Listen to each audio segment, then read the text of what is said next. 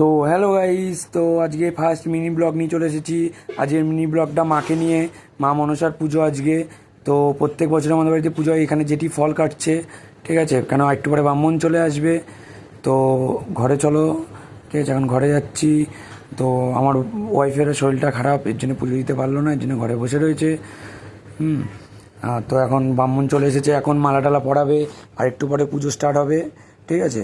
আমি মাকে নিয়ে ফার্স্ট মিনি ব্লগ চালু করলাম, ঠিক আছে। তো এখন ব্রাহ্মণ মালা টালা পড়ানো হয়ে যাবে এখনই। এখন যজ্ঞ চালু করে দিয়েছে, এখন পুজো টুজো দেওয়া হয়ে গেছে, এখন যজ্ঞ চালু করেছে।